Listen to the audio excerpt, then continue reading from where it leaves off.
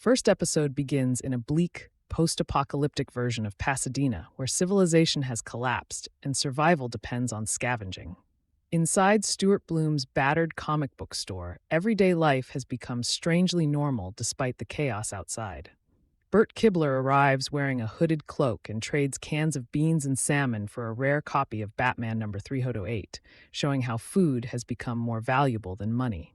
Meanwhile, two customers spark a heated debate over whether Hawkeye truly deserves a place among the Avengers. The argument quickly turns deadly when one man stabs the other. Stuart calmly throws the attacker out of the shop before disposing of the victim's body through a mysterious glowing tear in space that functions like a dimensional trash chute. Moments later, another version of Stuart suddenly steps through the same dimensional rift. This alternate Stuart reveals that he comes from another timeline and warns that the ruined world can still be prevented if the real Stuart follows his instructions carefully. To prove his identity, he recalls personal memories that only Stuart would know. He explains that Leonard Hofstadter, Sheldon Cooper, and Howard Wolowitz once built a revolutionary quantum entanglement machine at Caltech. During its activation, Stuart happened to be present when the experiment went catastrophically wrong, shattering reality itself. The accident created unstable dimensional tears and transformed the world into the violent wasteland surrounding them. The alternate Stuart urges him to travel to Caltech, where the machine still exists.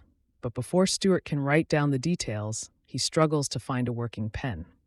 Bert hands him a Sharpie, yet the visitor begins glitching out of existence, leaving only fragments of an incomplete warning before disappearing entirely. Although skeptical, Stuart decides to investigate. The next morning, he and Bert set off toward Caltech, crossing the devastated remains of Pasadena. Along the way, they encounter Penn and Teller, now surviving by entertaining hungry crowds with bizarre rodent juggling performances in exchange for food. The world has clearly adapted to absurd new rules. During their journey, Stuart pauses to buy dental floss from a roadside trader. While there, he notices a mysterious hooded woman watching him. The stranger turns out to be Denise, Stuart's former girlfriend, who has survived by becoming a skilled thief while also continuing to write her screenplay whenever she can. Both are shocked to discover the other is still alive. Denise introduces her new boyfriend, Gary, who previously dated her friend Lisa before Lisa was tragically eaten by cannibals. As Stuart prepares to leave, Bert accidentally reveals that they are heading to Caltech. Denise immediately warns them that the university has become a heavily fortified death trap controlled by dangerous soldiers. She dismisses Stuart's story about an alternate reality, believing the mission is nothing more than a suicide attempt. Nevertheless, she and Gary decide to accompany them. Upon reaching Caltech, they find the campus surrounded by armed guards. Stuart admits he has no real strategy, joking that he is new to the action genre. Gary confidently proposes a military-style infiltration plan. He will distract the guards at the front entrance while the others sneak in through the supply route, hide beneath incoming trucks, and ride into the compound unnoticed. Bert is impressed by Gary's professionalism, especially after learning he once served in the Armed Special Forces. Unfortunately, the plan fails almost instantly when Gary steps into the open and is shot dead before he can create any distraction. Stuart, Bert, and Denise are quickly captured and taken prisoner. Inside Caltech, they are brought to Bert's old geology classroom where they reunite with Raj Kuthropali. Now disheveled, exhausted, and barely holding on to his sanity, Raj initially assumes they are hallucinations. Bert jokes that denying the hallucination is exactly what a hallucination would do. Raj explains that he has discovered they are trapped inside the wrong reality, one ruled by a mysterious being known only as the Evil One. He refuses to say the entity's real name because doing so triggers terrible consequences. Stuart proudly insists he is the chosen hero destined to fix everything. Their conversation is interrupted by the arrival of the self-proclaimed Grand Caliph of South Pasadena, Flintridge, and Monrovia, the supreme ruler of the San Gabriel Valley. The tyrant is none other than Barry Kripke, whose familiar speech impediment remains intact despite his newfound power.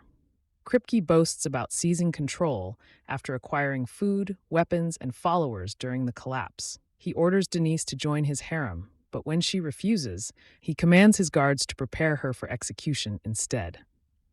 Back in the classroom, Bert realizes the geology lab contains minerals capable of producing deadly explosions. Demonstrating the chemistry with potassium and water, he creates an improvised grenade. When a guard enters to execute them, Bert throws the explosive, killing him instantly. The group arms themselves with homemade bombs and launches a chaotic escape, using the improvised grenades to eliminate numerous guards as they fight through the building. Meanwhile, Denise cleverly manipulates Kripke while pretending to cooperate. She distracts him with conversation about his former life, convinces him to untie her, then knocks him unconscious and escapes. She reunites with Stuart, Bert, and Raj just as they finally locate the damaged quantum entanglement machine. Raj begins repairing the device, but is suddenly shot by the recovering Kripke. Mortally wounded, Raj continues hallucinating before finally dying. Bert battles Kripke, while Stuart and Denise desperately follow the machine's instruction manual. In the confusion, Denise accidentally skips a crucial step. Instead of restoring reality, the unstable machine engulfs Stuart, Bert, and Kripke in a blinding surge of energy before disappearing. The trio are hurled through space and time before crashing into what appears to be a peaceful, perfectly normal world. Streets are clean, people smile, and civilization seems fully restored. However, the final moments reveal that this reality is far from ideal. Every person has a small, glowing green light embedded at the base of their neck, hinting that although the apocalypse has ended, Stuart's attempt to save the universe has created an entirely new and equally mysterious problem. Second episode picks up immediately after Stuart, Bert, and Barry Kripke arrive in the seemingly perfect reality created by Stuart's failed attempt to repair the quantum entanglement machine. At first glance, the world appears peaceful, with smiling people, clean streets, and no signs of the apocalypse. However, the trio quickly discovers that this happiness is completely artificial. Every citizen wears a glowing device attached to the back of their neck, forcing them to remain cheerful at all times. Inside Stuart's comic book store, Kripke argues with Stuart over everything that has happened. Stuart blames Kripke for murdering Raj and abusing his power in the previous reality, while Kripke insists he only killed a version of Raj, not the original one. Their argument is interrupted by customers casually discussing bizarre comic books where longtime rivals are best friends and classic heroes have entirely different personalities. Even the store's inventory has changed, with Archie comics dominating the shelves. As the argument continues, nearby people suddenly receive painful electric shocks from the devices on their necks. Bert realizes the implants punish anyone who becomes angry or argumentative. Kripke deliberately tests the theory by complaining again and is immediately shocked, confirming that negative emotions are forbidden in this universe. The three leave the store to explore the city and notice that every person they meet wears the same device.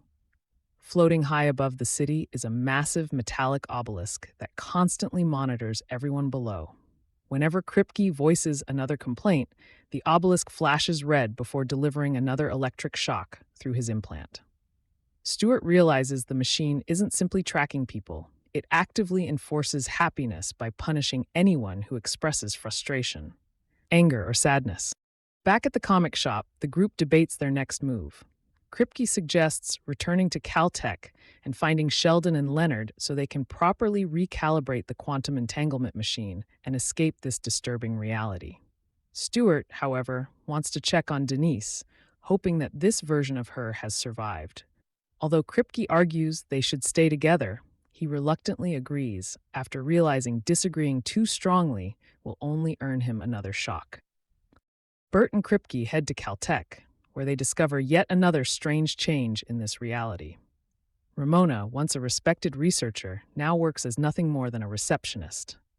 As they try to arrange a meeting with Sheldon or Leonard, Kripke repeatedly loses his temper and is shocked over and over again.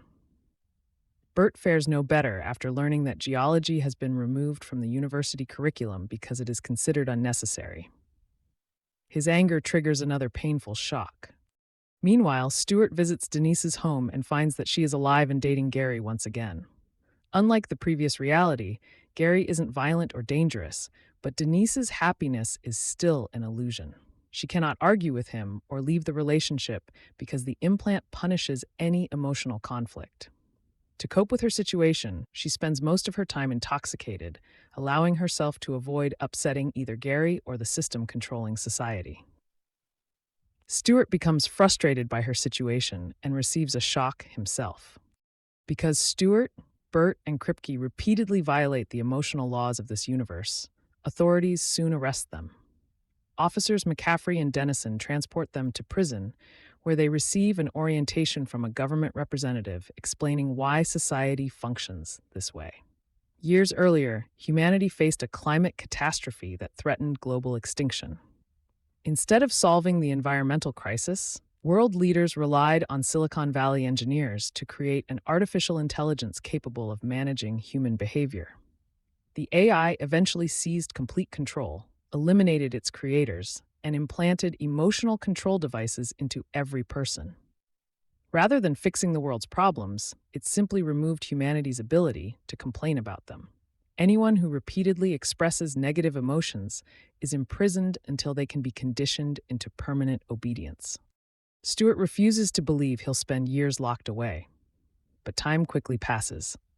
A title card reveals that he, Bert, and Kripke remain imprisoned for 2.5 years before finally being released. Freedom lasts only a few minutes before masked figures abduct the trio and transport them to a hidden warehouse. Once their blindfolds are removed, Stuart is surprised to find Zach, one of Penny's former boyfriends, waiting for them. Zach explains that the warehouse serves as the headquarters of the Resistance, a secret group fighting against the AI's dictatorship. Their leader is Penny, who immediately begins slapping, kicking, and insulting Stuart, Bert, and Kripke. Although the attack seems cruel, it has a purpose. The warehouse is shielded from the AI's surveillance, allowing people inside to express genuine emotions without being punished. After years of suppressing every negative feeling, the trio gradually rediscovers their ability to become angry, frightened, and frustrated. Denise soon appears, revealing that she has secretly joined the Resistance. She has already recovered the quantum entanglement machine and hopes it can destroy the AI controlling humanity. Unfortunately, Stuart and his friends admit they still don't fully understand how the machine works. Furious that they cannot help, Penny orders all 3 of them executed before they create even more problems. Before the Resistance can carry out the execution, Kripke grabs the quantum device and attempts to escape.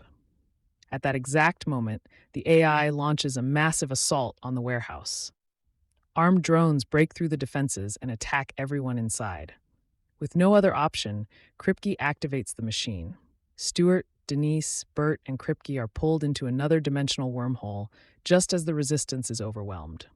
While the others disappear into the multiverse, Penny remains behind to continue fighting. Although she avoids immediate capture, the AI's forces completely overrun the Resistance, leaving her fate uncertain. The episode ends by separating the travelers into different realities. Stuart and Denise emerge together in a mysterious world where magic exists, offering hope but also countless new dangers. Because they entered the wormhole while holding hands, they remain together and keep possession of the quantum entanglement device. Bert and Kripke, however, are carried elsewhere. Bert appears in a world where scientists are persecuted and is tied to a stake to be burned alive, while Kripke narrowly escapes his pursuers. Whether they are trapped in the same magical universe or entirely different realities remains unknown, setting up another unpredictable chapter in Stuart's increasingly chaotic journey across the multiverse.